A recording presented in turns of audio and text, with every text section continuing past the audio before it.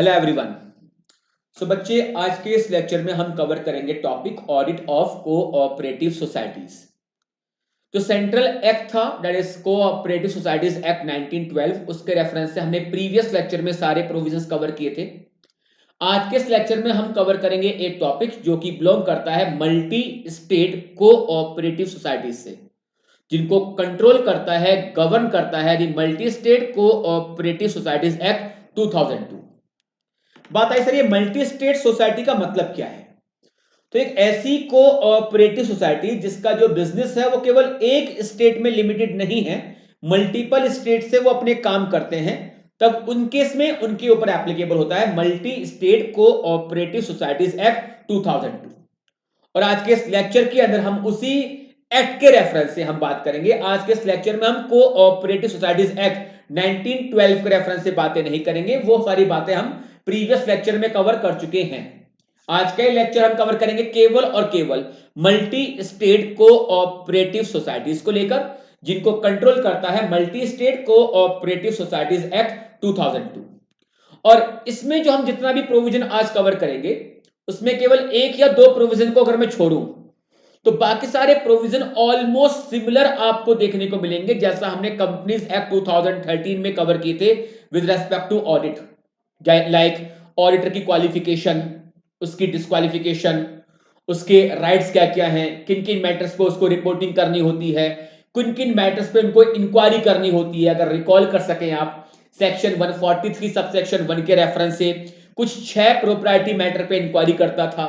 Similar inquiry आपको यहां पर देखने को मिलेगी, सिमिलर ऑडिट के प्रोविजंस आपको यहां देखने को मिलेंगे। ऑडिटर की क्वालिफिकेशन, डिस्क्वालिफिकेशन, काफी हद तक आज का जो टॉपिक है वो आपको समझ में आएगा बच्चे, अगर आपको कंपनीज एक्ट में जो कंपनी ऑडिट वाला पार्ट था उसकी एक बेटर अंडरस्टैंडिंग आपके पास है। चलिए स्टार्ट करें इस लेक्चर को। हाँ सर, बिल्कुल स्टार्ट करिए। देखिए बच्चे ध्यान से, ऑडिट, इंक्वायरी एंड इंस्पेक्शन, तीन टॉपिक कवर करने हैं। ऑडिट को लेकर, कुछ इंक्वायरी को लेकर और इंस्पेक्शन को लेकर of the multi state cooperative societies.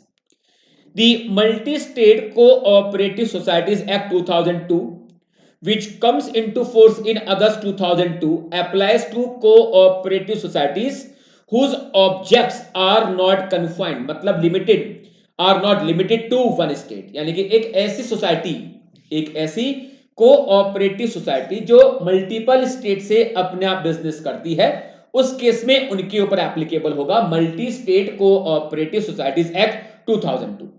Sir ये कब से कमेंसमेंट में आया था? क्या इसके ऊपर एग्जाम में कोई क्वेश्चन पॉसिबल होगा?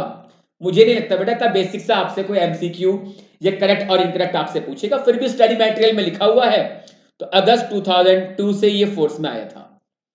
बुक्स ऑफ अकाउंट, अब रिकॉल करिए लास्ट सेक्शन में जो लास्ट वीडियो था इसका, हमारे इस टॉपिक का, वहां पर हमने एक सेंट्रल एक्ट का सेक्शन 43 क्लॉज एच के रेफरेंस से हमने बुक्स ऑफ अकाउंट की बात की थी। सिमिलर मैनर में ऐसे ही बुक्स ऑफ अकाउंट एक मल्टी स्टेट कोऑपरेटिव सोसाइटीज को अपने यहां पर मेंटेन करने होते हैं। बुक्स ऑफ अकाउंट कि एक मल्टी स्टेट सोसाइटीज को अपने यहां पर कौन कौन से बुक्स ऑफ अकाउंट मेंटेन करने हैं। तो as per the multi state cooperative society rules 2002, every multi state cooperative society, short में इसको आगे से हम बोलेंगे MSCS, multi state cooperative society shall keep books of account with respect to। अब रिकॉल करिए बच्चे, जो हमने लास्ट वीडियो में जो हमने सेंट्रल एक्ट के रेफरेंस से हमने बात की थी, क्या था? All sum of money received and expended and the matters in connection of which such receipt and expense take place. Purchase and sale of goods की बात की थी, एसेट्स एंड लायबिलिटीज की बात की थी। सेम चीजें यहां पे देखने को मिलेंगी। इनके सोसाइटी जो आपकी एंगेज है वो मैन्युफैक्चरिंग, प्रोडक्शन या प्रोसेसिंग में इन्वॉल्व है, then the particulars relating to utilisation of material, labour and other item of cost, इन चीजों को लेकर आपको अपने यहां पर बुक्स ऑफ अकाउंट मेंटेन करने हैं। एग्जाम में एक सेपरेट क्वेश्चन 4 नंबर की इस टॉपिक पे आप उम्मीद कर सकते हो।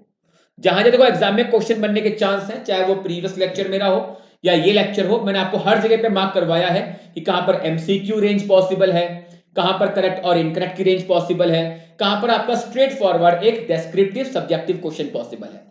तो बुक्स ऑफ अकाउंट इस टॉपिक पर 4 नंबर का एक बहुत सिंपल सा क्वेश्चन, एक बेसिक सा क्वेश्चन आपसे पूछ लेगा।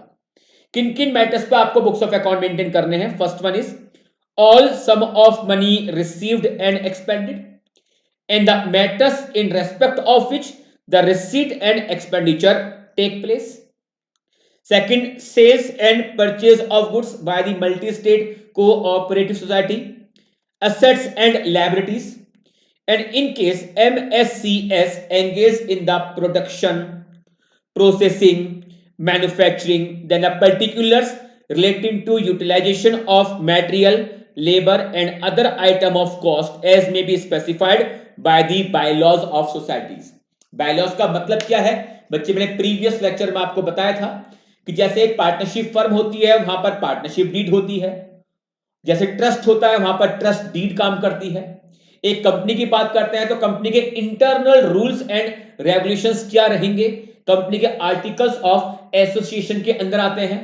एग्जैक्टली सोसाइटीज के जो इंटरनल रूल्स एंड रेगुलेशंस जहां पर मेंशन किए जाते हैं इनको हम बोलते हैं bylaws, that is called protocols of the society.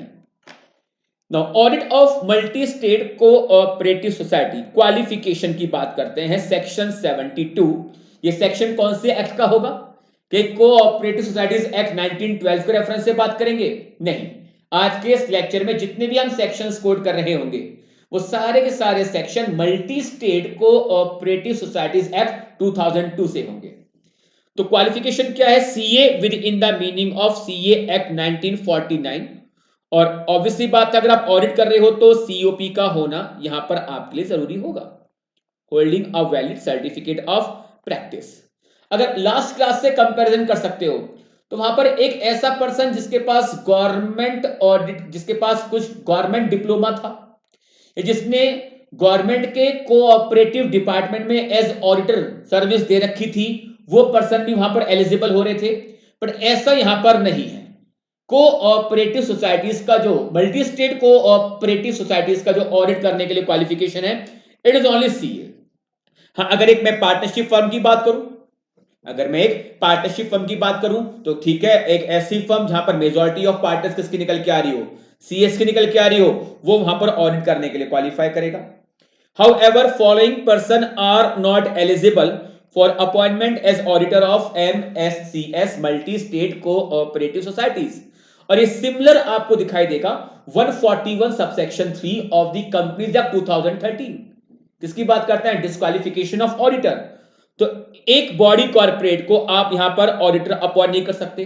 A body corporate any officer और employ of multi state cooperative society, इसको आप सोसाइटी का ऑडिटर अपॉइंट नहीं कर सकते। A person who is a member, चलिए मैं ऑफिसर या एम्प्लॉय तो नहीं हूं बट मैं सोसाइटी का मेंबर हूं, मेरी अपॉइंटमेंट नहीं हो सकती। और who is in employment of officer और एम्प्लॉय ऑफ एमएससीएस, एक ऐसा पर्सन जो कि ऑफिसर या एम्प्लॉय का एम्प्लॉय है, उसकी आप अपॉइंटमेंट नहीं कर सकते। मल्टी स्टेट कोऑपरेटिव सोसाइटी का कोई मेंबर है, उसको आप अपॉइंट नहीं कर सकते। A person who is indebted, कर्जदार है, कर्ज चुकाना है, किसका? मल्टी स्टेट कोऑपरेटिव सोसाइटीज का। और who has given any guarantee और provided any security in connection with the indebtedness of third person to society for an amount exceeding ₹1000। यानी कि अगर मुझे सोसाइटी का 1000 रुपए से ज्यादा का कर्जा देना है, मैं सोसाइटी की ऑडिट नहीं कर सकता। ये चलिए मुझे नहीं देना, देना किसी और को है, बट उसके कर्जे की गारंटी मैंने दी है और गारंटीड अमाउंट अगर 1000 से ज्यादा का है तब मैं उस केस में मल्टी स्टेट कोऑपरेटिव सोसाइटी की ऑडिट नहीं कर सकता। सिमिलर प्रोविजन आपने कंपनीज एक्ट 2013 में पढ़ा हुआ है। वहां पर जो लिमिट है 5 लाख की है, यहां पर सिमिलर पॉइंट है, एग्जैक्टली सिमिलर पॉइंट है, बट यहां पर जो लिमिट है वो 5 लाख की ना होकर लिमिट यहां पर 1000 की है। कि अगर 1000 से ज्यादा का कर्जा है मेरे ऊपर या कर्जा किसी और के ऊपर है बट गारंटी मैंने प्रोवाइड करा रखी है उसकी, और गारंटीड अमाउंट अगर 1000 से ज्यादा का हुआ, तब ऐसे केस में मैं मल्टी स्टेट कोऑपरेटिव सोसाइटी का ऑडिटर अपॉइंट नहीं हो सकता। एग्जाम में इसके ऊपर एक क्वेश्चन 3 से 4 नंबर का आप एक्सपेक्ट कर सकते हो, आने के चांस कम रहेंगे। इतना बेसिक सा प्रोविजन मुझे नहीं लगता कि एग्जामिनर आपसे पूछेगा क्वालिफिकेशन को लेकर। एग्जाम में अगर आता है क्वालिफिकेशन ऑफ ऑडिटर तो आप क्वालिफिकेशन के साथ साथ डिस्क्वालिफिकेशन भी यहां पर ये मेंशन करके आएंगे। If an auditor becomes subject after his appointment to any of the disqualification specified above, he shall be deemed to have vacated his office as such. Similar provision company act में आपने पढ़ा था, section 141 subsection 4 क्या कहता है? If after appointment of auditor any disqualification is attracted to him, then office of auditor of company shall be deemed to have vacated automatically. Casual vacancy मानी जाएगी और जिस तरह से कैजुअल वैकेंसी को फिल किया जाता है उस तरह से इसको आप फिल कर दीजिए। सिमिलर प्रोविजन यहां पर भी आया कि आपने एक सोसाइटी का ऑडिटर अपॉइंट कर दिया, बट अपॉइंटमेंट के बाद वो सोसाइटी का ऑफिसर या एम्प्लॉय बन जाता है या मेंबर बन जाता है या 1000 से ज्यादा का कर्जदार बन जाता है या कर्जा किसी और ने दिया था बट उसकी गारंटी ये बंदा दे देता है और गारंटीड अमाउंट अगर 1000 से ज्यादा का हुआ, तब उस केस में अपॉइंटमेंट के टाइम पर तो मैं डिस्क्वालीफाई नहीं था, बट डिस्क्वालिफिकेशन मुझे कब लगी? आफ्टर अपॉइंटमेंट मुझे डिस्क्वालिफिकेशन लगी, तब उस केस में मान लिया जाएगा कि ऑफिस ऑफ ऑडिटर आपने वेकेट कर दिया, एक कैजुअल वैकेंसी यहां पर आ जाएगी। अपॉइंटमेंट ऑफ ऑडिटर कैसे ये अपॉइंटमेंट होगी? Section 70 of the multi state cooperative societies act 2002। Appointment of first auditor and appointment of subsequent auditor. Company वाले केस में यही तो पढ़ा था हमने। अपॉइंटमेंट ऑफ फर्स्ट ऑडिटर, यहां पर ये बोर्ड, मैंने गलती से BOD लिखा हुआ था, ये बोर्ड ऑफ डायरेक्टर नहीं है, इट इज सिंपली बोर्ड, तो मैंने वैसे OD काटा हुआ है, इसका मतलब यहां पर केवल बोर्ड से होगा। जो मल्टी स्टेट कोऑपरेटिव सोसाइटी का जो बोर्ड है उसको मैं डायरेक्टर नहीं कह सकता बिकॉज वहां पर डायरेक्टर नहीं होते, इसलिए मैंने BOD को पूरा ही क्रॉस कर देना, यहां पे सिंपली आप वर्ड लिखिए board. By board within 1 month of the date of registration of society. Society के बनने के 1 महीने के अंदर यह अपॉइंटमेंट को मल्टी स्टेट कोऑपरेटिव सोसाइटी का जो बोर्ड होगा वो ये अपॉइंटमेंट करनी होगी। अगर बोर्ड ये अपॉइंटमेंट नहीं कर पाया, then multi-state cooperative society in general meeting extraordinary होगी, जनरल मीटिंग में अपॉइंट फर्स्ट ऑडिटर और टेन्योर चलेगा इसका till conclusion of first AGM. अगर याद हो तो 139 subsection 6 of the companies act 2013 similar था ना। सब्सिक्वेंट ऑडिटर, सब्सिक्वेंट ऑडिटर की अपॉइंटमेंट कहां पर होगी? वो एजीएम में होगी। तो multi state cooperative society AGM में अपॉइंट करेगी अपना सब्सिक्वेंट ऑडिटर और इसका टेन्योर चलेगा till conclusion of next AGM. Company act में चलता है till conclusion of 6th AGM, यहां पर बात करेंगे हम नेक्स्ट एजीएम की। इतने प्रोविजन में एग्जाम में कोई क्वेश्चन आपसे MCQ या करेक्ट और इनकरेक्ट टाइप का बच्चे आपसे पूछ सकता है। Power and duties of auditor, section 73 of the multi state cooperative societies act 2002। अगर कंपनी एक्ट से मैं कहता हूं फिर कंपैरिजन करिए, 143 सबसेक्शन 1 में कुछ राइट दिए थे आपको, right to obtain information explanation, similar right आपको देखने को मिलेगा।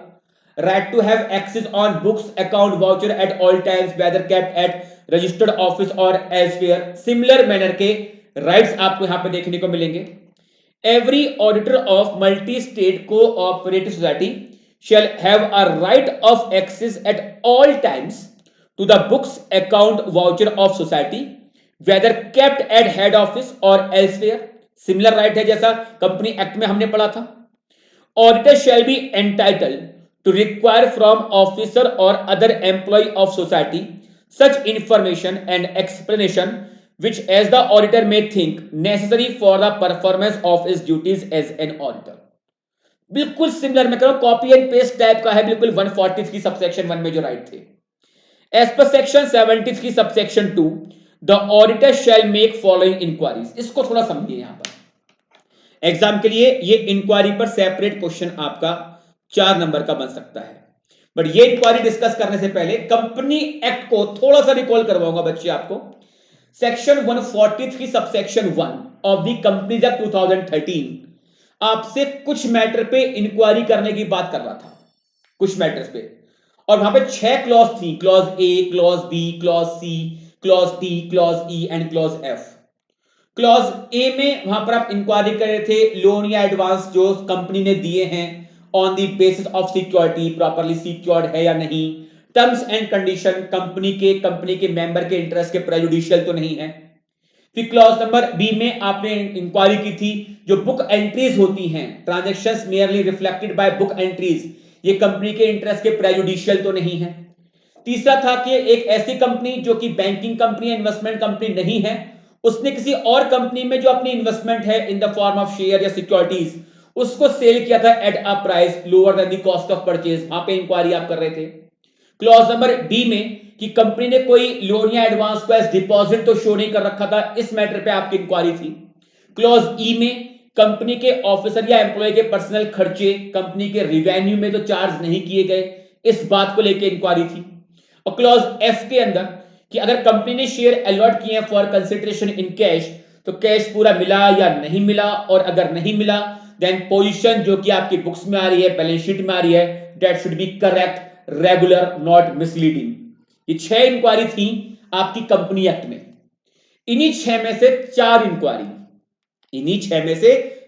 इंक्वायरी कॉपी एंड पेस्ट है in case of multi state cooperative society. देखिए ध्यान से। ए, whether loan and advances made by multi-state cooperative society on the basis of security have been properly secured, and whether the terms on which they have been made are not prejudicial to the interest of society or its member। Exactly copy and paste है जो company act में clause A वाली inquiry थी, वहां पर 6 clause थी ना, तो उसमें जो क्लॉज ए था वो यही था। Second, whether transaction of multi-state cooperative society which are represented merely by book entries are not prejudicial to the interest of society। Exactly copy and paste जैसा कंपनी एक्ट में क्लॉज नंबर बी में था। Number C, whether personal expenses have been charged to the revenue account, तो ये revenue account में personal expense की inquiry clause number ई में आ रही थी। एग्जैक्टली कॉपी एंड पेस्ट क्या चाहिए? वेदर, बताओ बच्चे, whether it is stated in the books papers of society that any shares have been allotted for cash, whether cash has actually been received, and if no cash has actually been so received, whether position as stated in accounts book and balance sheet are correct, regular, not misleading। ये clause number F की inquiry थी। तो A B E F C और D जो था company act में, वो inquiry यहां पर नहीं है। तो वहां पर टोटल 6 इंक्वायरी थी, यहां पर 4 इंक्वायरी हैं, पहली 2 और बाद की 2, ऐसे याद कर लो, पहली 2 और बाद की 2, बीच की 2 सी एंड डी की इंक्वायरी यहां पर नहीं है। तो अगर आपने कंपनी एक्ट ध्यान से पढ़ा है तो मल्टी स्टेट में गिनती के 3 टॉपिक मैं आपको बोलूंगा जो आपको थोड़ा ध्यान से पढ़ने होंगे। एक स्पेशल ऑडिट का है, एक इंक्वायरी का है और एक इंस्पेक्शन का है। ये 3 टॉपिक पे बस थोड़ा सा आपको फोकस करना पड़ेगा, अदरवाइज जितना आपने कंपनी एक्ट में पढ़ा है कॉरस्पॉन्डिंग प्रोविजन आपको यहां पर देखने को मिलेंगे। Content of audit report. Audit report में आपका कंटेंट क्या होगा? बेसिकली आप ऑडिट रिपोर्ट में क्या क्या चीजें रिपोर्ट करके आएंगे। तो जैसे मैटर्स आप कंपनी एक्ट वाले केस में रिपोर्ट कर रहे थे, सिमिलर मैटर्स की रिपोर्टिंग आपको यहां पर देखने को मिलेगी। As per section 73 subsection 3 and subsection 4 of the Multi-State Cooperative Societies Act 2002, the auditor shall make a report to the members of Multi-State Cooperative Society on the accounts examined by him and on every balance sheet, profit and loss account, on every other document required to be part or annexed to the balance sheet or profit and loss account.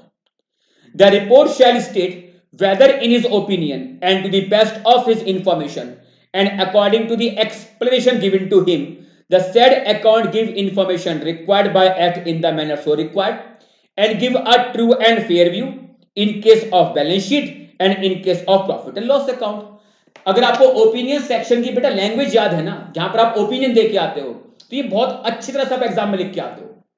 ये मैंने last lecture में भी 2-3 बार repeat किया था, फिर repeat कर रहा हूं। कुछ ऐसा स्टार्ट हम लेते हैं जब मैं इंट्रोडक्शन के बाद जो आप ओपिनियन दे के आते हो, इन अवर opinion and to the best of our information and according to the explanation given to us, financial statement of society give the information required by the act in the manner so required and give a true and fair view in case of financial statement के जितने भी components होते हैं, अब आप उनको एक एक करके बोल देते हो। यहां पर हमने 2 कंपोनेंट की बात करी है, first one is balance sheet and the second one is profit and loss account.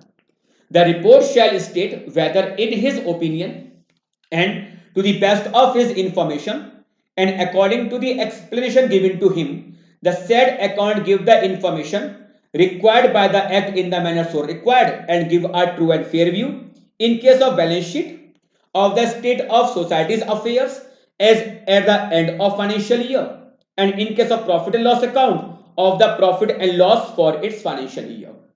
The auditor's report shall also state, audit report में आपको और क्या बताना होगा? तो 143 सबसेक्शन 3 रिकॉल करिए आप कंपनी एक्ट का। वहां पे बहुत सारे कुछ मैटर्स थे जो आपको ऑडिट रिपोर्ट में रिपोर्ट करने होते थे। सिमिलर मैटर आपको यहां पर भी देखने को मिलेंगे।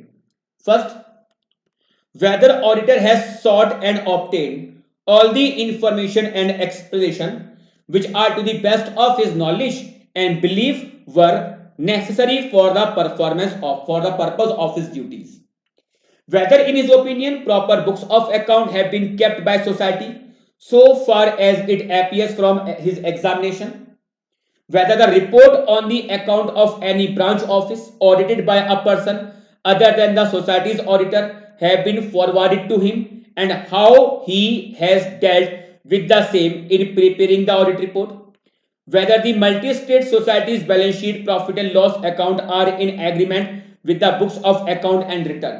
अगर मैं कंपनी एक्ट के साथ कंपैरिजन करूं तो ये जो पहला मैटर है ये 143 सबसेक्शन 3 का पहला मैटर है, clause A. Second matter 143 subsection 3 का सेकंड मैटर है, क्लॉज नंबर बी। तीसरा 143 सबसेक्शन 3 का तीसरा मैटर है, क्लॉज नंबर सी। एंड चौथा क्या चाहिए? गाड़ी हटा दो जरा, बताइए हुई है। एक सेकंड, उनको बोलेगी 1 घंटे बाद।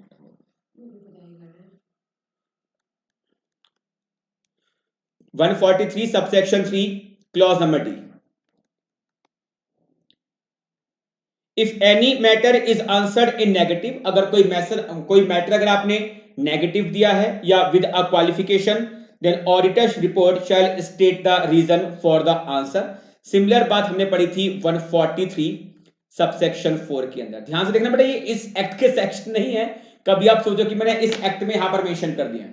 ये तो बस एक कोरिलेट करने के लिए कि अगर आपने कंपनी एक्ट को ध्यान से पढ़ा हुआ है तब उस केस में आप यहां पर कोरिलेट करके आराम से पॉइंट यहां पर लिख के आ सकते हो। तो जिस तरह से जो मैटर आपको कंपनी ऑडिट वाले केस में एक कंपनी की ऑडिट रिपोर्ट में आपको मेंशन करने थे 143 सबसेक्शन 3 के अंदर, सिमिलर मैनर में सेम वही मैटर्स आपको यहां पर रिपोर्ट करने हैं। शुरू के 4 मैटर जो वहां पे थे, clause A, clause B, clause C and clause D, same matter exactly copy and paste करते हुए यहां पर आए।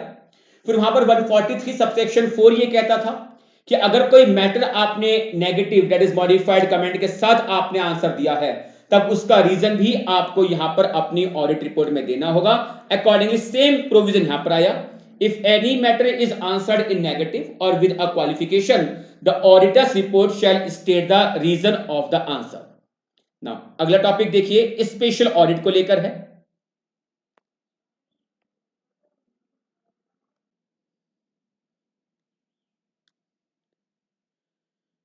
Power of central government to direct special audit in certain cases. केवल 3 टॉपिक बच्चे मैं बोल रहा हूं, थोड़ा सा आपको यहां पर अटेंशन देनी होगी, बिकॉज अभी तक जितना हमने पीछे पढ़ा है तो काफी हद तक कॉरेस्पॉन्डिंग पॉइंट हमने कंपनी ऑडिट में ऑलरेडी पढ़े हुए थे, तो समझने में हमें काफी आसानी हुई। बट ये 3 टॉपिक, एक स्पेशल ऑडिट का, एक इंक्वायरी का और एक इंस्पेक्शन का। अगर आप टॉपिक का स्टार्ट भी देखें तो हेडिंग क्या थी, आप देखिए ध्यान से। शुरुआत जो थी वो स्टार्ट था हमारा ये हेडिंग देते हुए, ऑडिट, इंक्वायरी एंड इंस्पेक्शन। तो एक तो इस ऑडिट में हम कवर कर रहे हैं यहां पर स्पेशल ऑडिट। ये प्रोविजन आपके लिए नया होगा, दैट इज सिमिलर प्रोविजन आपने कंपनी ऑडिट में कवर नहीं किए हुए थे। एक टॉपिक है हमारा इंक्वायरी और एक टॉपिक है हमारा इंस्पेक्शन। ये 3 टॉपिक बच्चे बस अब आपको ध्यान से देखना है। जहां पर ये 3 टॉपिक खत्म होते हैं ये टॉपिक हमारा खत्म हो जाएगा। चलिए बात करते हैं स्पेशल ऑडिट को लेकर। Special audit power of central government to direct special audit in certain cases. पहली बात कि स्पेशल ऑडिट का जो ऑर्डर पास कर सकता है वो सेंट्रल गवर्नमेंट है। इसके दो और टॉपिक हैं, एक है इंक्वायरी और एक है इंस्पेक्शन। वहां पर जो हम पावर डिस्कस करेंगे वो सेंट्रल रजिस्ट्रार के पॉइंट ऑफ व्यू से डिस्कस करेंगे। देखो बच्चे ध्यान से मैं क्या बोल रहा हूं, तीन कुछ नए टॉपिक मैं कह रहा हूं आपके लिए जो इस टॉपिक में आ रहे हैं। एक तो है स्पेशल ऑडिट, स्पेशल ऑडिट, एक है इंक्वायरी और एक है इंस्पेक्शन। कि सोसाइटी में स्पेशल ऑडिट कराई जा सकती है, सोसाइटी में किसी मैटर को लेके इंक्वायरी करवाई जा सकती है और सोसाइटी में कुछ बातों को लेके इंस्पेक्शन कराया जा सकता है। स्पेशल ऑडिट कराने की अगर हम पावर की बात करें कि ये पावर किसकी है, तो ये पावर सेंट्रल गवर्नमेंट की है। जबकि अगली जो दो पावर यहां पर इंक्वायरी और इंस्पेक्शन को लेकर, ये जो पावर होगी ये पावर सेंट्रल रजिस्ट्रार की होगी। सर सेंट्रल रजिस्ट्रार कौन? जैसे हम सोसाइटी की बच्चे बात कर रहे थे तो सोसाइटी का रजिस्ट्रार होगा, बिल्कुल होगा सर। लेकिन अगर आपकी society multi state cooperative society है तो उस केस में आपकी सोसाइटी को कंट्रोल कौन करेगा? किसी एक पर्टिकुलर स्टेट का रजिस्ट्रार तो कंट्रोल नहीं कर सकता ना। तो आपकी जो सोसाइटी है वो मल्टीपल स्टेट से कह सकते हो कि फंक्शनिंग कर रही है, अपना बिजनेस कर रही है। तो मल्टी स्टेट सोसाइटीज को कंट्रोल करने के लिए होता है सेंट्रल रजिस्ट्रार। यहां पर हम बात करेंगे रजिस्ट्रार को लेकर। तो जो टॉपिक हम लास्ट ऑडिट में जो हम नॉर्मल सोसाइटीज की हम बात कर रहे थे जो मल्टी स्टेट नहीं थी, तो जैसे वहां पे रजिस्ट्रार की हम बात कर रहे थे, मल्टी स्टेट सोसाइटी वाले केस में हम बात करेंगे सेंट्रल रजिस्ट्रार की। तो ये तीन टॉपिक है, ध्यान से आपको देखना है, स्पेशल ऑडिट का, इंक्वायरी का, इंस्पेक्शन का। पहली पावर जो आ रही है ऑडिट की वो सेंट्रल गवर्नमेंट के एंड पर होगी, जबकि जो अगले दो टॉपिक है हमारे इंक्वायरी को लेकर और इंस्पेक्शन को लेकर, ये जो ऑर्डर पास हो रहा है वो सेंट्रल रजिस्ट्रार के एंड पर हो रहा है। ये बहुत बेसिक सी बात है, एग्जाम में ना हो सकता है कि आप प्रोविजन सही लिख के आ जाओ बट ये ऑर्डर दे कौन रहा है, छोटी सी गलती वहां पर आपसे हो सकती है। शायद आप यहां पर सेंट्रल रजिस्ट्रार बोलिए आओ in case of special audit, या इंक्वायरी या इंस्पेक्शन वाले केस में जल्दबाजी में आप शायद सेंट्रल गवर्नमेंट बोलिए आओ, या केवल आप रजिस्ट्रार वर्ड लिख के आ जाओ, आपने सेंट्रल रजिस्ट्रार वर्ड यूज नहीं करा, नंबर कटने के चांस हो सकते हैं। सावधानी हटी दुर्घटना घटी वाली बात होगी, इसलिए थोड़ा सा मैं आपको यहां पर अलर्ट कर रहा हूं कि इन चीजों का बच्चे प्लीज ध्यान देना आप। चलिए, power of central government to direct special audit in certain cases. If central government is of the opinion कि सेंट्रल गवर्नमेंट का ऐसा विचार बन रहा है, if central government is of the opinion that the affairs of multi-state cooperative society are not being managed in accordance with the self-help and mutual deed and cooperative principle or prudent commercial practices or with sound business principle। अगर central government को ऐसा लगा कि जो society है, society as per commercial practices, prudent commercial practice काम नहीं कर रही है, एज पर साउंड बिजनेस प्रिंसिपल काम नहीं कर रही है, एज पर कोऑपरेटिव प्रिंसिपल काम नहीं कर रही है, as per self help mutual deed, what is called self help mutual deed, cooperative, तो एज पर कोऑपरेटिव वो काम नहीं कर रही है। तो अगर सेंट्रल गवर्नमेंट का ऐसा विचार बन रहा है कि सेंट्रल की सोसाइटी जो है वो काम नहीं कर रही है as per self help mutual deed, cooperative principle, sound business principle या प्रूडेंट कमर्शियल प्रैक्टिसेस, या फिर सोसाइटी कुछ इस तरीके से मैनेज हो रही है, society is being manage in a manner, जिस भी तरीके से वो मैनेज हो रही है वो तरीका कुछ ऐसा है which may cause serious injury और डैमेज द ट्रेड इंटरेस्ट और business to which society pertains, और financial position of society is such as to endanger its solvency. Society की फाइनेंशियल पोजीशन कुछ इस तरह की है कि उसकी सोल्वेंसी पर खतरा है, उसकी सोल्वेंसी पर खतरा है, या जिस तरह से वो मैनेज हो रही है वो सीरियस इंजरी दे सकती है, डैमेज कर सकती है to the interest of trade, business और industry to which it pertains. Society जो आपकी मैनेज हो रही है वो as per sound business principal manage नहीं हो रही है, प्रूडेंट कमर्शियल प्रैक्टिस मैनेज नहीं हो रही है, self help mutual deed cooperative principle के अकॉर्डिंग मैनेज नहीं हो रही है, अगर सेंट्रल गवर्नमेंट को ऐसा लगता है तो स्पेशल ऑडिट का ऑर्डर पास कर देगी। इसको देखो याद करने के लिए 3S याद करिए, 3S। Here S is for, पहला S ले रहा हूं मैं यहां पर, साउंड बिजनेस प्रिंसिपल, बट थोड़े से और वर्ड्स आपको यहां पर दिमाग में रखने होंगे। Sound business principle, prudent commercial practices, cooperative principles. ऐसा सोसाइटी मैनेज नहीं हो रही है। सोसाइटी जिस भी तरीके से मैनेज हो रही है वो तरीका ऐसा है which may cause serious injury और damage the interest of trade और business to which society pertains. तो society manage which may cause serious injury, तो S is for serious injury. First S sound business principle, prudent commercial practices, cooperative principle, self हैंड mutual aid, ये point दिमाग में रखिए। Society is being manage in a manner which may cause serious injury और damage the interest of trade और business to which society pertains. And the last one is solvency, financial position of society is such as to endanger its solvency. ये 3 point है बच्चे, please 3 point दिमाग में आपको रखने पड़ेंगे कि कब कब सेंट्रल गवर्नमेंट स्पेशल ऑडिट का ऑर्डर पास कर सकती है। तो अगर सेंट्रल गवर्नमेंट का ऐसा विचार बन रहा है, central government is of the opinion that society is not managed in accordance with sound business principle, prudent commercial practices, cooperative principle, self हैंड एंड म्यूचुअल डीड, या society is being managed in a manner which may cause serious injury or damage the trade interest or business to which society pertains, industry to which society pertains, or the financial position of society is such as to endanger its solvency, तो अब उस case में central government special audit का order pass कर सकता है। ये 3 point दिमाग में रखना है कि सेंट्रल गवर्नमेंट कब कब स्पेशल ऑडिट का ऑर्डर पास कर सकती है एज पर सेक्शन 77।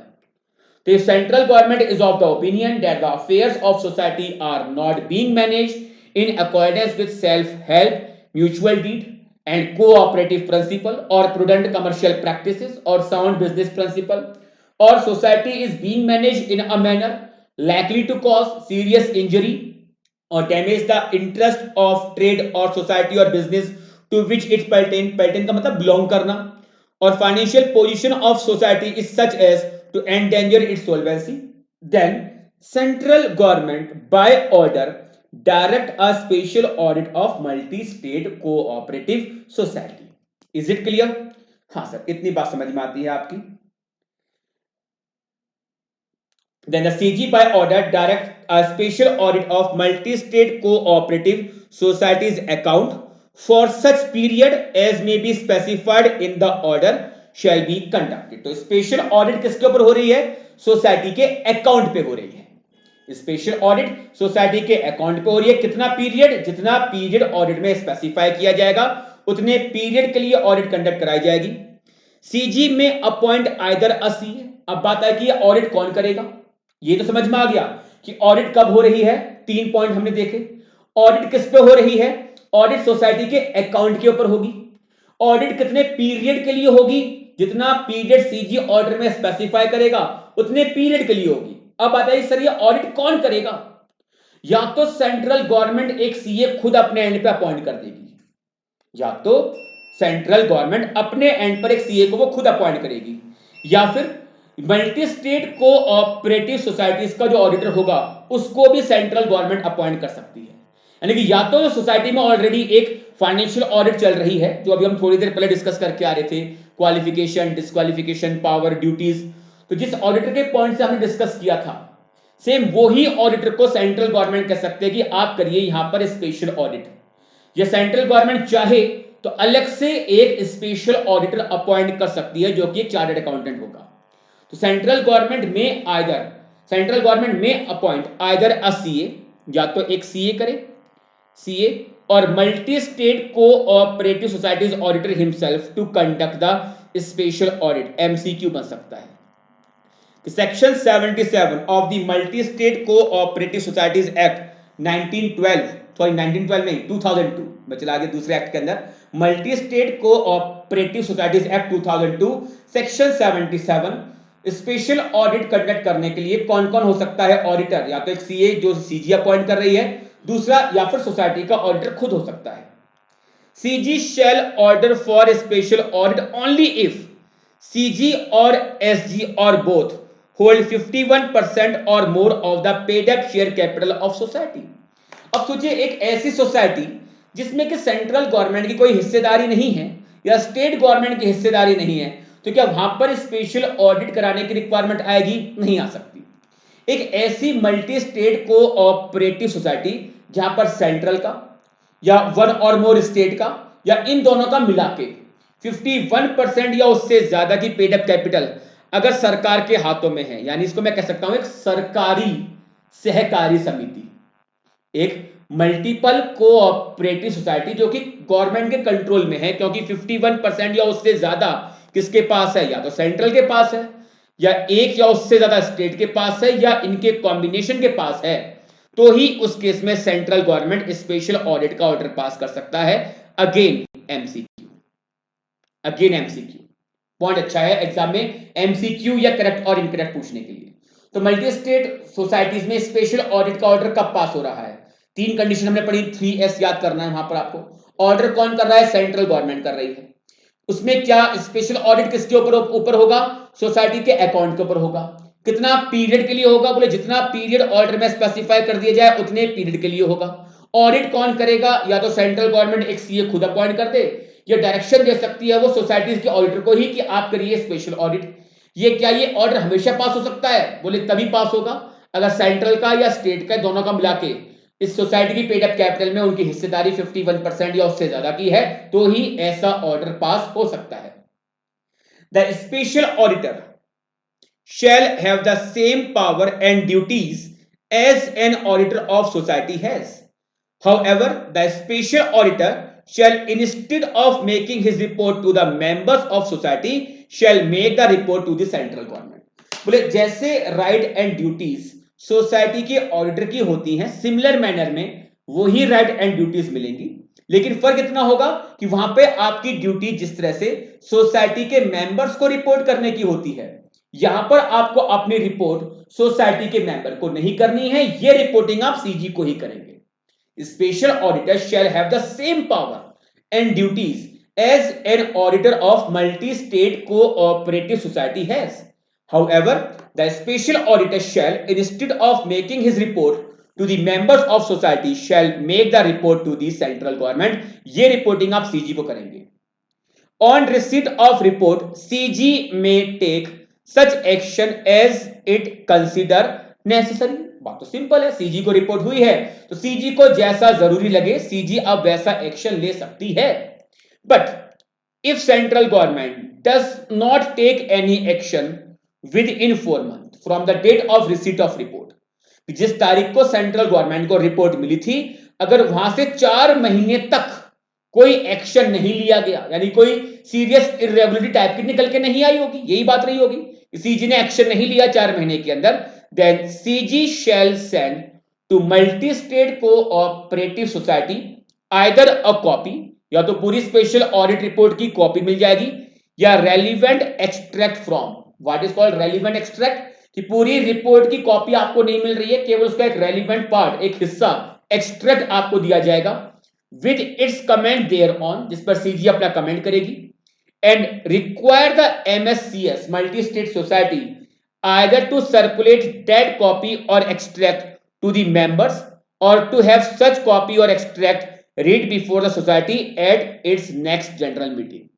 तो अगर सेंट्रल गवर्नमेंट ने रिपोर्ट मिलने के 4 महीने तक कोई एक्शन नहीं लिया, तो पूरी की पूरी रिपोर्ट, ये रिपोर्ट का एक relevant part central government society को दे देगी विद इट्स कमेंट, और उस केस में रिक्वायरमेंट ये कह देगी या तो ये अपने मेंबर्स को आप सर्कुलेट करिए, या जब आपको हमने सबमिट करा है उसके जस्ट आफ्टर कोई भी जनरल मीटिंग लग रही हो तो मीटिंग में मेंबर के सामने इसको एक बार आप रीड करवा देना। द एक्सपेंसेस ऑफ, अब इस ऑडिट में जो खर्चा आएगा, expenses of and incidental to any special audit including the remuneration of special auditor shall be determined by central government. अब जो भी खर्चा होगा उसकी फीस जो होगी, फीस डिटरमाइन कौन करेगा? Central government. और ऑडिट कराने में जो खर्चा होगा उसका आना जाना स्टे कराना जो भी खर्चा होगा वो फीस सेंट्रल गवर्नमेंट के एंड में फिक्स हो जाएगी। और जो भी खर्चा होगा जो सीजी ने उसकी फीस फिक्स करी है दैट शैल बी फाइनल। लेकिन पे कौन करेगा? सोसाइटी पे करेगी। ध्यान से देखिए, उसकी फीस सीजी फिक्स करेगी, फीस को सीजी फिक्स करेगी और वो फाइनल है, इसमें कोई इफ एंड बट वाली बात नहीं होगी।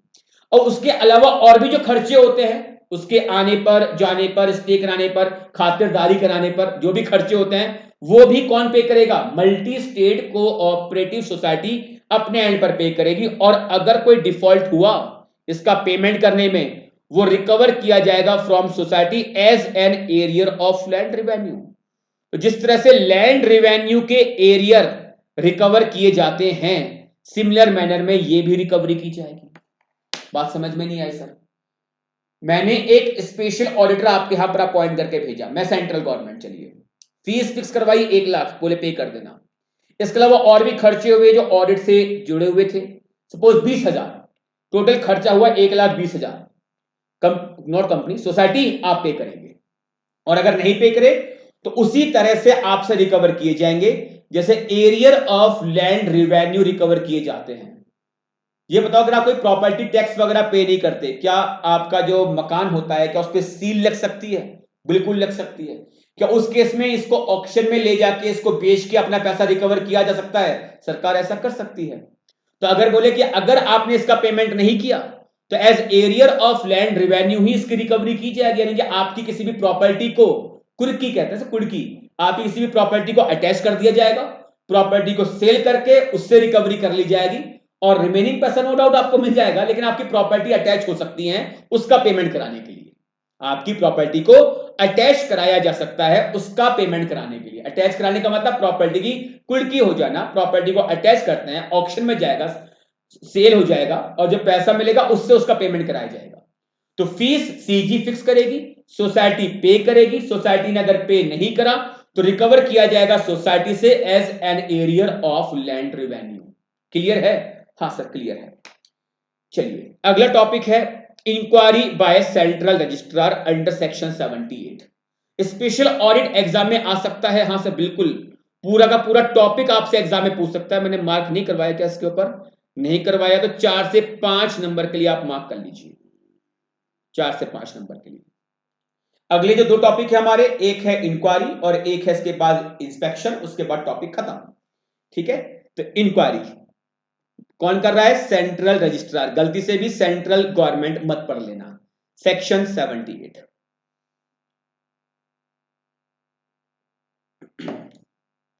देखिए, इंक्वायरी का ऑर्डर सेंट्रल गवर्नमेंट नहीं सेंट्रल रजिस्ट्रार पास कर रहा है। इंक्वायरी का ऑर्डर कौन पास कर रहा है? Central registrar. कब?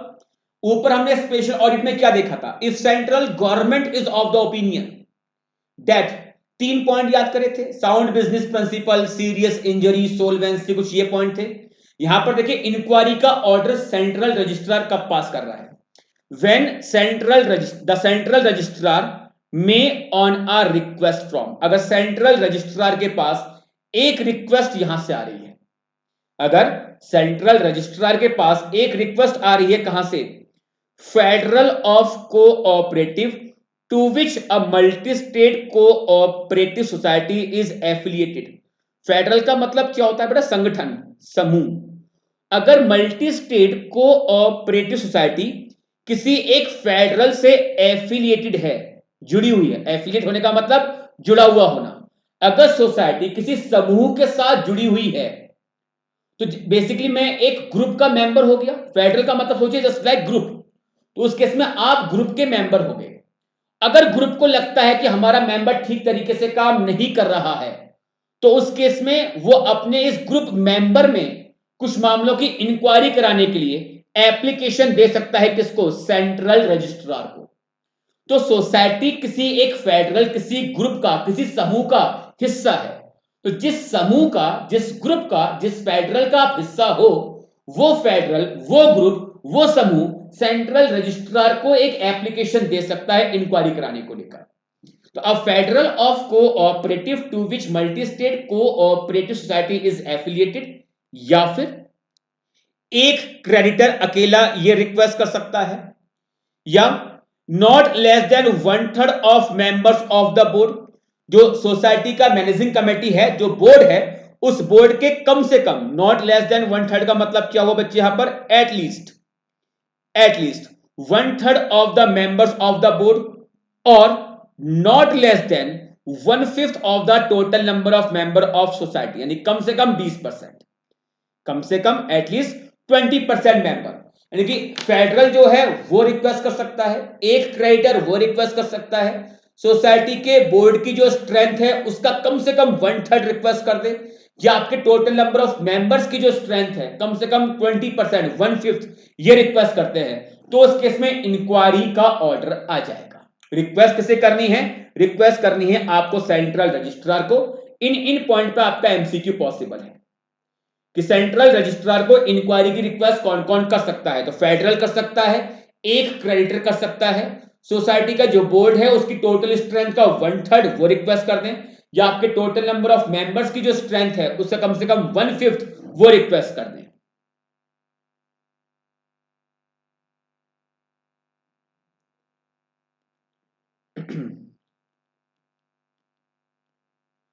How? Hold an inquiry or direct some person authorized by him by order in writing in this behalf to hold an inquiry into constitution, working and financial condition of society। यानी कि ये inquiry कौन करेगा? Inquiry या तो central registrar खुद करेगा, सुन लेना बच्चे ध्यान से, इंक्वायरी या तो सेंट्रल रजिस्ट्रार खुद कर ले, या सेंट्रल रजिस्ट्रार किसी पर्सन को ऑथराइज कर दे by passing order in writing in this behalf. Order या तो जनरल होगा या स्पेशल होगा, कैसा ही हो, लेकिन वो यहां पे किसी और पर्सन को ऑथराइज कर सकता है। जैसे हमने लास्ट लेक्चर में ऑडिट की बात की थी ना, रजिस्ट्रार या तो खुद ऑडिट कर रहा था, या रजिस्ट्रार किसी को आपके यहां पर अपॉइंट करके भेज रहा था। तो जब एक ऐसी एप्लीकेशन इंक्वायरी कराने की सेंट्रल रजिस्ट्रार के पास आती है, तो सेंट्रल रजिस्ट्रार या तो खुद आके, वो खुद का मतलब उसकी टीम, उसका स्टाफ आके इंक्वायरी कर लेगा, या वो किसी पर्सन को ऑथराइज कर देगा कि ठीक है आप जाके इंक्वायरी करके आइए। इंक्वायरी 3 मैटर पे है। कौन कौन से 3 matter? Constitution, working and financial condition. और सेम बेटा जब मैं आगे जाके इंस्पेक्शन की बात करूंगा ना, तो उसमें भी यही 3 पॉइंट आपको देखने पड़ेंगे, constitution, working and financial condition. तो 3 कीवर्ड याद रखिए, इंक्वायरी किस मैटर पर है? कॉन्स्टिट्यूशन को लेकर है, उसकी वर्किंग को लेकर है, उसकी फाइनेंशियल कंडीशन को लेकर है। तो hold an inquiry or direct some person authorised by him by order in writing in this behalf to hold an inquiry into constitution, working, financial condition of the society. ये 3 point पे आपका MCQ बन सकता है। Inquiry किन किन चीजों को लेकर इंक्वायरी कराई जा रही है? तो उनके संविधान को लेकर, कॉन्स्टिट्यूशन को लेकर, उसकी वर्किंग को लेकर और उसकी फाइनेंशियल कंडीशन को लेकर। However before holding such inquiry at least 15 days notice must be given to the society. ऐसा कोई इंक्वायरी का ऑर्डर पास करने से पहले, मतलब मैं उसको 15 दिन का एक नोटिस दूंगा कि हाँ सर आपके यहां पर इंक्वायरी होगी, तो प्लीज जो भी रिकॉर्ड्स हैं, डॉक्यूमेंट्स हैं, उसको आप अपडेट करके रखिए। However, before holding such inquiry, 15 days notice must be given to society. Power. Central registrar or the person authorized by him shall have the following powers, namely. Inquiry के purpose के लिए कौन कौन सी पावर्स आपको मिल रही हैं? ये पावर सर किसको मिल रही हैं? भाई सिंपल सी बात है, जो पर्सन ये इंक्वायरी कर रहा है। इंक्वायरी कौन कर रहा है? या तो सेंट्रल रजिस्ट्रार खुद कर रहा था, या सेंट्रल रजिस्ट्रार ने किसी को अपॉइंट करके आपके पास भेजा था। तो जो भी पर्सन इंक्वायरी करेगा उसको कुछ ये राइट्स, ये पावर्स उसको मिल जाएंगी। क्या क्या है देखिए, free access to books, accounts, document, securities, cash and other properties belonging to or in the custody of multi-state society, and may summon any person in the possession or responsible for the custody of such books, accounts, documents, security, cash or other properties to produce the same at any place specified by him। यानी कि या तो मैं खुद आके access कर लूंगा, या जिसकी कस्टडी में सारी चीजें होती होंगी उसको मैं समन कर दूंगा। समन करने के बाद बुलावा कि आप ये चीजें मेरे ऑफिस में लेके आ जाइए। या तो मैं खुद आपके ऑफिस में आके इन चीजों के ऊपर फ्री एक्सेस कर सकता हूं, या फिर मैं खुद नहीं आ रहा, मैंने आपको एक समन, समन का मतलब एक बुलावा, एक चिट्ठी आपके यहां भेज दूंगा, और उस चिट्ठी में जो भी रिकॉर्ड है, बुक्स है, अकाउंट है, सिक्योरिटीज है, जो भी है, वो पर्सन जो इस चीजों को लेकर रेस्पॉन्सिबल है उससे बोलूंगा कि इन चीजों को लेकर आप मेरे ऑफिस में आ जाइए to produce the same at any place specified by him, any place specified by him. Second power क्या है? He may require the officer of society to call a general meeting of society by giving notice not less than 7 days at such time, place at the headquarter to consider such matter as may be directed to him, and where the officers of society refuses or fail to call such meeting, he shall have power to call it himself. अगर मुझे जरूरी लगा कि जिस matter पे मैं inquiry कर रहा हूं इस मैटर पे मुझे सोसाइटी के मेंबर के साथ बातचीत करनी है, तो मैं कंपनी के ऑफिसर से कहूंगा कि कम से कम 7 दिन का नोटिस लेके कंपनी के हेडक्वार्टर पे एट सच टाइम, जो भी टाइम मुझे सही लगे, कंपनी के हेडक्वार्टर पे आप एक जनरल मीटिंग कॉल करवा दीजिए। और इनकेस कंपनी के ऑफिसर्स ये जनरल मीटिंग कॉल नहीं कर रहे हैं तो इसको पावर दी गई है कि आप ये जनरल मीटिंग कॉल कर लेना। और कहां था पॉइंट ये, where the officers or society refuses or fail to call such a meeting, he shall have power to call it himself. Meeting call कर सकता है, कम से कम 7 दिन का नोटिस देके मीटिंग कॉल करवा सकता है। He may summon any person of the affairs, he may summon any person of the affairs of society to appear before him at any place at the headquarter of society or branch thereof and may examine such person on oath। Sir ये क्या है? ये क्या है sir? ये इसमें और इसमें दोनों में डिफरेंस क्या है? पहले केस में मैं आपके सोसाइटी में खुद बुक्स, अकाउंट्स, डॉक्यूमेंट चेक करने के लिए नहीं आया था। हालांकि पावर थी, एक्सेस कर सकता था, बट वहां पर मैंने एक्सेस नहीं किया था और आपको एक समन कर दिया कि इसको मेरे ऑफिस में लेके आ जाइए। जबकि सी पॉइंट जो है उसको प्लीज बच्चे आप ध्यान से देखिए, यहां पर समन किस चीज का है कि मैं सोसाइटी के रजिस्टर्ड ऑफिस में, जो उनको जो हेडक्वार्टर है वहीं पर बैठा हुआ हूं और वहां पर सोसाइटी के ही किसी ऑफिसर को बुलाने का मैं समन कर रहा हूं कि आप प्लीज यहां पर आ जाइए, और उसको मैं एग्जामिन करूंगा ऑन ओथ। ऑन ओथ क्या होता है कि उसको पहले कसम दिलवाई जाती है ना, जैसे अदालत में आप देखते हो कि मैं गीता पर हाथ रख के कसम खाता हूं कि मैं जो कुछ कहूंगा, सच के सिवा कुछ नहीं कहूंगा। It is called examination on oath, कि पहले उससे एक ओथ दिलवाई जाती है और उस ओथ के बेस पर उससे अब मैं जो पूछूंगा वो मुझे रिप्लाई करेगा। That is called examination on oath. तो he may summon any person of the affairs of society, society के अफेयर्स को देखने के लिए मैं किसी भी पर्सन को यहां पर समन कर सकता हूं टू अपीयर बिफोर हिम, कि मेरे सामने आइए, at any place at the headquarters of society और any branch thereof and may examine such person on oath, कि मैं उसको ओथ पे एग्जामिन कर सकता हूं। Follow up, the central registrar within a period of 3 months of the date of receipt of report communicate the report of inquiry to multi state cooperative society। ऊपर जो time 4 महीने का था special audit वाले case में, यहां पर time दिया है आपको 3 महीने का। Central registrar within a period of 3 months of the date of receipt of report communicate the report of inquiry to multi state society, the financial institution federal if any to which society is affiliated, and to the person or authority if any whose instance the inquiry is needed। तो inquiry की जो report अब आई है central registrar के पास, इसकी report मिल जाने के 3 महीने के अंदर, 3 महीने के अंदर आपको रिपोर्ट एक तो सोसाइटी को देनी है और हर एक उस पर्सन को आप दे देना जिसके बिहाफ पे ये करवाई गई थी। वो कोई फेडरल हो सकता है, क्रेडिटर हो सकता है, बोर्ड के स्ट्रेंथ का 1/3 था, टोटल मेंबर के स्ट्रेंथ का 1/5 था, जिसकी भी रिक्वेस्ट पे इंक्वायरी कराई गई थी, इंक्वायरी की रिपोर्ट 3 महीने के अंदर आप उसको प्रोवाइड करवा देना। Central registrar within a period of 3 months of the date of receipt of report communicate the report of inquiry to society, इसके पास तो जाएगी the FI if any to which society is affiliated and to the person or authority if any whose instance the inquiry is needed. तो 3 महीने वाले time limit पे कोई MCQ आपसे पूछ सकता है, इतने टाइम के अंदर प्रोवाइड करवाना होता है। सेंट्रल रजिस्ट्रार को कितना टाइम दिया गया यहां पर, 3 महीने का। ये था टॉपिक आपका इंक्वायरी। नाउ लास्ट टॉपिक आ रहा है इंस्पेक्शन।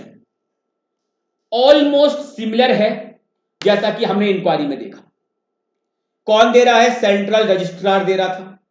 किस मैटर पे, तो कॉन्स्टिट्यूशन, वर्किंग और फाइनेंशियल कंडीशन पे बात आ रही थी। किसकी रिक्वेस्ट पे कर रहा था, तो सेम यही पॉइंट आपको यहां पर देखने को मिलेंगे। फेडरल मेंबर बोर्ड की स्ट्रेंथ का 1/3 है, टोटल नंबर ऑफ मेंबर की स्ट्रेंथ का 1/5 है। काफी प्रोविजन आपको सिमिलर दिखाई देंगे इंक्वायरी से। तो इंक्वायरी समझ में अगर आपको आ गया है तो ये टॉपिक ऑलमोस्ट फ्री आपको मिलने के लिए जा रहा है सेक्शन 79। और ये 3 टॉपिक, एक स्पेशल ऑडिट का, एक इंक्वायरी का और एक इंस्पेक्शन का। मल्टी स्टेट में अगर कोई क्वेश्चन पॉसिबल है, मल्टी स्टेट कोऑपरेटिव सोसाइटी पर कोई क्वेश्चन अगर पॉसिबल है, वो इन 3 में से ही पूछे जाने में प्रोबेबिलिटी थोड़ी ज्यादा रहेगी। एक स्पेशल ऑडिट, एक इंक्वायरी और एक ये inspection. Inspection of society section 79, ये लास्ट टॉपिक होगा हमारा मल्टी स्टेट का। When the central registrar may on a request from, same point होगा एकदम, federal of cooperative to which a multi state cooperative society is affiliated or a creditor or not less than 1/3 of the member of the board or not less than 1/5 of the total number of members of the multi-state society by general or special order in writing in this behalf, inspect या तो खुद कर सकता है और direct any person authorized by him by order in writing in this behalf to make an inspection। वहां पे inquiry थी, यहां पर इंस्पेक्शन है। 3 चीजों पे इंक्वायरी थी, कौन कौन से सोच लीजिए एक बार। Constitution, working, financial condition, exactly copy and paste. Constitution, working and financial condition of multi state society.